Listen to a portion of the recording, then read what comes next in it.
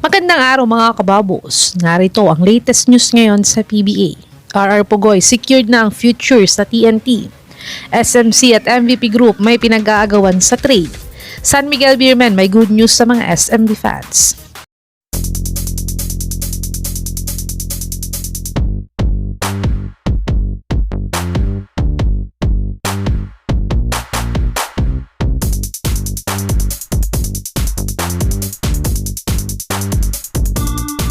Si RR Pugoy nga ang team captain ng TNT Tropang 5G ngayon.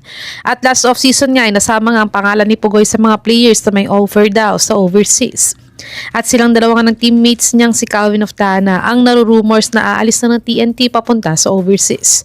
Pero last week nga ay tinuldokan na nga ng TNT ang mga rumors kay Pugoy na aalis sa team nila dahil pinapirma na nga siya ng 3 years extension contract ng TNT. Kaya't congrats nga sa 3 years extension contract ni Idol RR Pugoy sa TNT. Dumako naman tayo sa balitang may pinag-aagawan nga daw na trade ang SMC at MVP Groups ngayon. Ang SMB nga at Magnolia Hotshots ang nag-trade ngayong Governor's Cup sa SMC teams. Ang SMB kinuha nila si Jerica Hanmisi at Paulo Hernandez sa Terra Firme Jeep. Samantalang ang Magnolia Hotshots naman ay tinrade ang PBA rights ni William Navarro kapalit ng PBA right ni Arvin Tolentino. At para naman sa MVP Group ay NLEX lang ang nag-trade ngayong conference. Matapos nilang i-acquire si Evan Nelly sa Phoenix kapalit ni Sydney Onwubere.